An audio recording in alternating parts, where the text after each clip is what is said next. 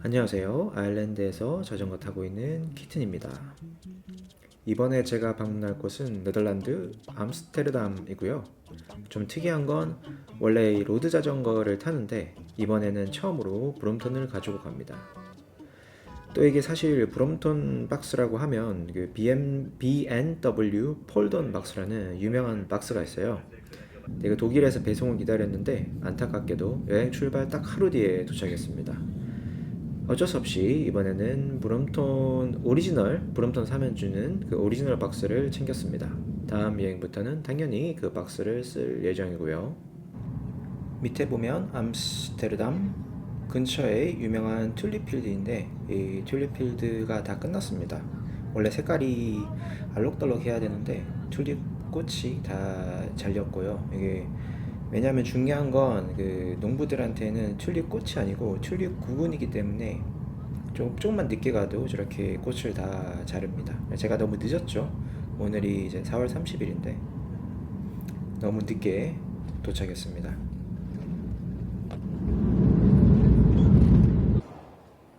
그리고 공항에 도착해서 일단 제가 가지고 있는 박스를 보관할 장소를 찾았고요. 사실 이 박스는 그냥 버리고 새로 사는 게 낫긴 하지만 일단은 제가 시험을 해보는 거기 때문에 돈 내고 굳이 돈 내고 보관을 했습니다. 안 그러면 저 뽁뽁이도 다 버려야 되거든요. 이 박스 사이즈로는 하루 보관료가 9유로 정도 나오고 브롬톤은 보시다시피 전혀 손상 없이 잘 도착했습니다. 이게 진짜 그 풀사이즈 로드바이크 박스를 가지고 다니다가 브롬톤 이렇게 조그만한 박스로 들고 다니니까 진짜 편하더라고요. 그 로드 자전거에 쓰이는 풀사이즈 박스는 공항에서 들고 다니는 것만 해도 진짜 한 짐이거든요. 이게 너무나도 커서.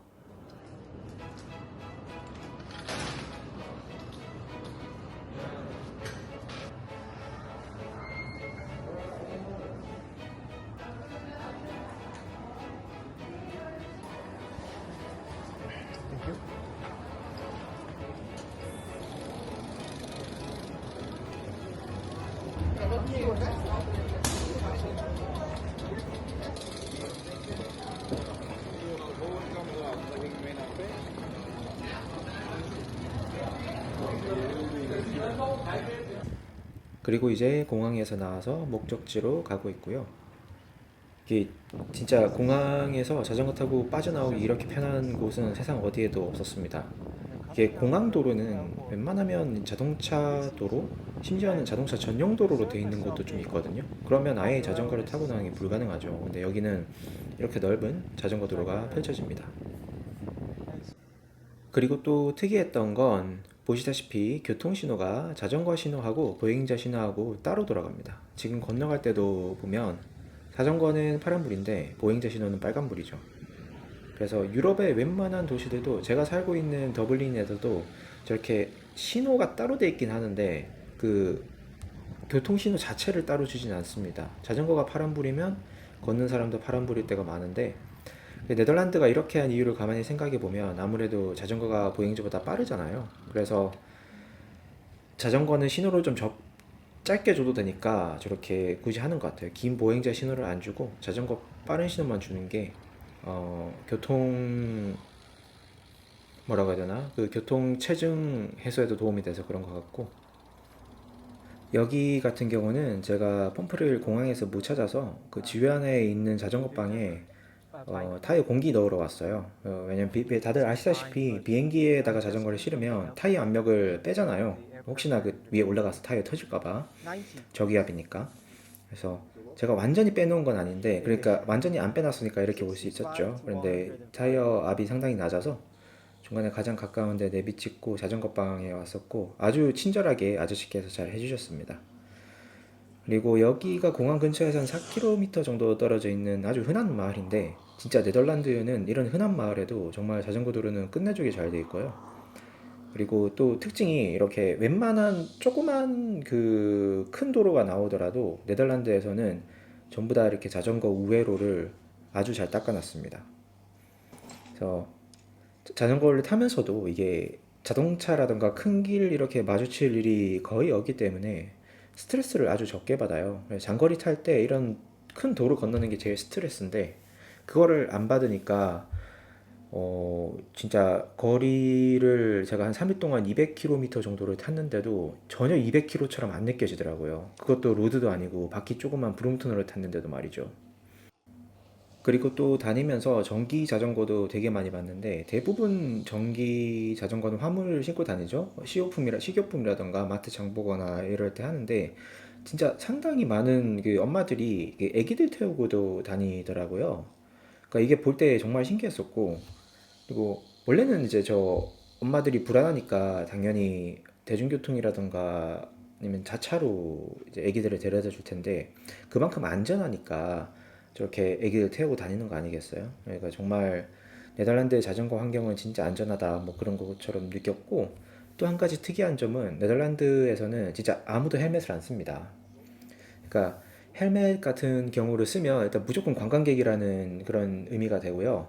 그리고 여기서도 네덜란드는 그 이런 이거는 제가 타고 있는 거라던가 아니면 여기 방금 지나가는 저 아저씨 같은 경우가 이제 헬멧을 쓰고 있죠. 저게 진짜 자전거고 일반 사람들이 타는 거는 자전거라기보다는 걷는 수단이라고 보시면 될 것 같아요. 좀 빠른 걷기 수단? 그렇기 때문에 정말 아무도 헬멧을 안 씁니다. 그리고 저 같은 경우도 이제 헬멧을 안 쓰고 싶어서 아예 그냥 모자만 쓰고 다녔었고요. 물론 이제 하지만 자전거를 탈 때는, 그러니까 이건 자전거라고 안 보시면 되고, 네덜란드에서는 진짜 우리가 생각하는 일반적인 자전거 탈 때는 네덜란드 사람들도 전부 다 헬멧 다 쓰고 다닙니다. 한 명도 빠짐없이 다 쓰고 다니더라고요. 특히나 로드 탈 때는 말이죠. 그렇게 해서 마을들을 쭉 지나서 스키폴 공항에서 한 20km 정도 남쪽으로 오면 여기 리서라는 곳이 나옵니다. 리서와 쿠케노프라는 곳인데 여기가 제가 찾아보니까 튤립으로 가장 유명한 곳이더라고요. 암스테르담 근처에서는. 그래서 근데 아쉽게도 아까도 말씀드렸지만 요게 맥시멈이었어요. 요게 맥시멈이었고 실제로 가서 봤을 때는 전성기 때 한 10분의 1 정도밖에 안 되더라고요. 대부분의 튤립 필드는 이미 다 꽃이 다 잘려 있었습니다.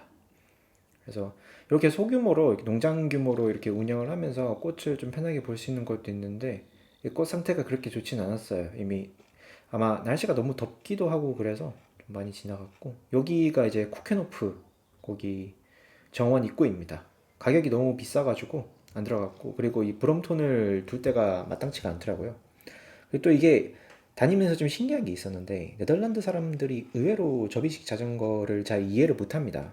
그러니까 했을 때 좀 부정적으로 접이식 자전거를 어디 카페라든가 레스토랑에 들고 들어가려고 하면 웬만하면 그거 밖에 세워놓으라는 그 반응이 먼저 나오더라고요. 그래서 원체 이제 네덜란드에서는 그 자전거가 아니죠. 네덜란드의 자전거, 그러니까 이동 보조 수단 그거를 밖에 세워두는 게 원칙이다 보니까, 그리고 브롬톤이라는 접이식 자전거를 안 타고 다녀요. 그 사람들이 왜 이런 거 타고 다니냐 그런 생각이 있기 때문에. 그리고 이때 한 60km 정도 탄 시점에 캠핑장이 있더라고요. 제가 텐트를 안 들고 갔으니까 당연히 캠핑은 안 하고 캠핑장 한 귀퉁이에 이렇게 카페가 있어서 카페에서 샌드위치랑 맥주 간단하게 먹었습니다.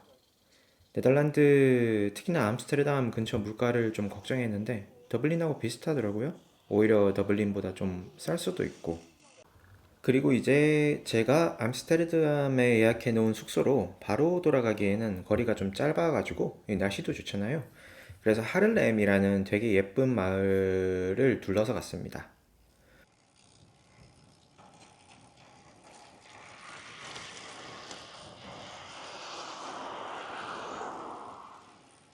그리고 여기도 보시면 그 하를렘을 통과해서 암스테르담으로 가는 길인데 머리 위에 큰 자동차 고가도로가 있죠. 근데 진짜 이 큰 도로를 한 번도 안 마주칠 정도로 자전거 길을 정말 잘 닦아놨습니다. 이게 서유럽, 북유럽 도시들은 이제 도시 내부에서는 그런 대로 자전거 길도 잘 되어 있고 운전자들 실력도 좋죠. 한국보다 훨씬 운전을 잘합니다. 자전거 배려도 잘 하고요.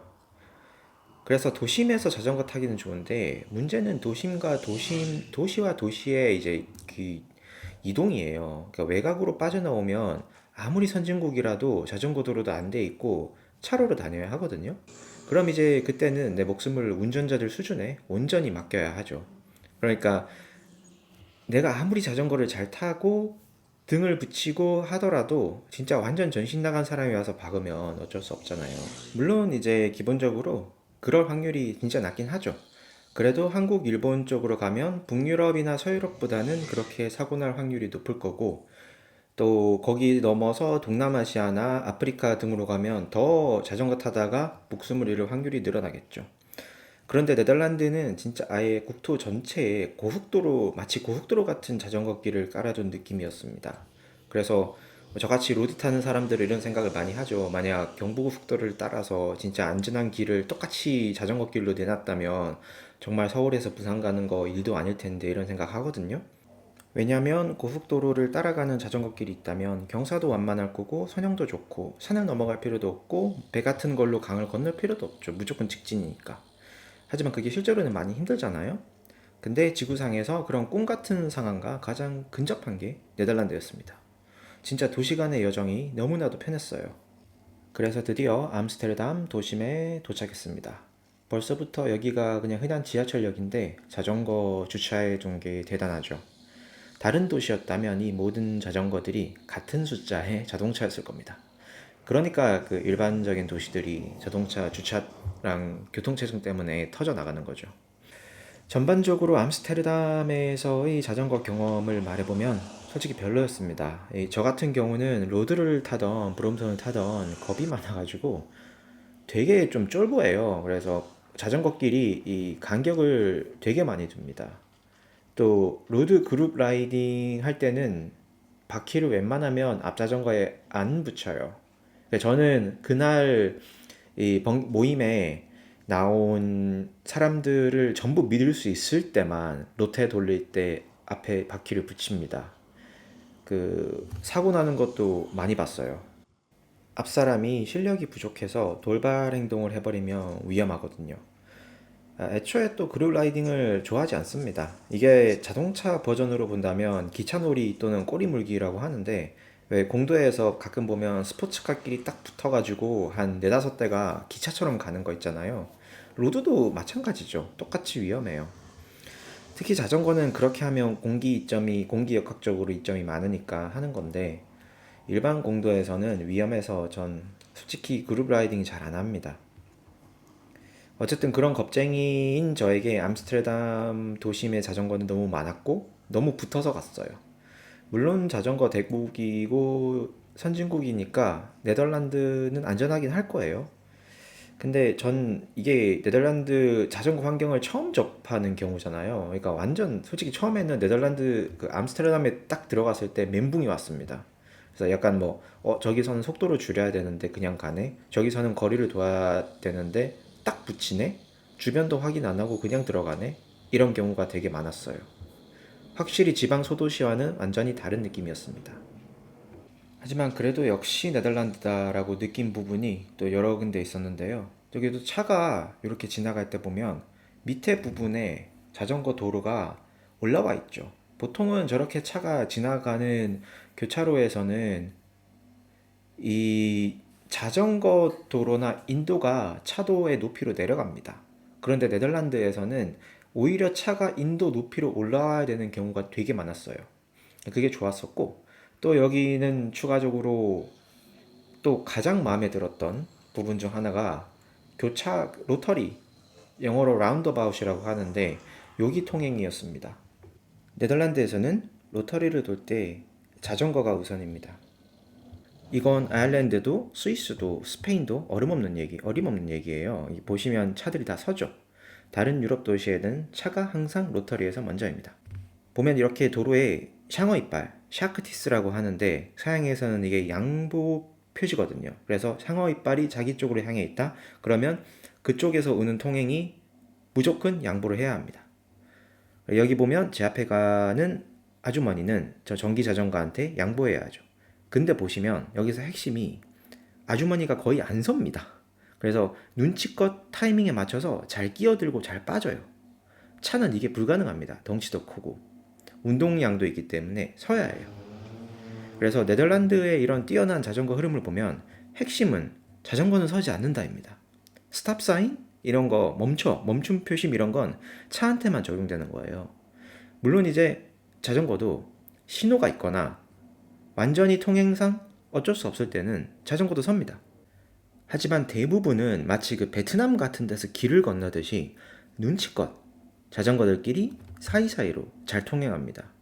이게 사실 처음에 전 암스테르담 들어갔을 때 멘붕이었어요. 이런 경험을 평생 살면서 해본 적이 없거든요. 저는 더블린에서도 다들 그럴 거예요. 자전거 탈 때는 그냥 안전하게 조금만 위험하더라도 그냥 서요. 그게 제일 안전합니다. 사고도 안 나고. 근데 암스테르담은 네덜란드는 그렇지 않거든요. 이건 진짜 여기서 살면서 본격적으로 더 느끼고 자전거를 더 타봐야 체득할 수 있을 것 같아요.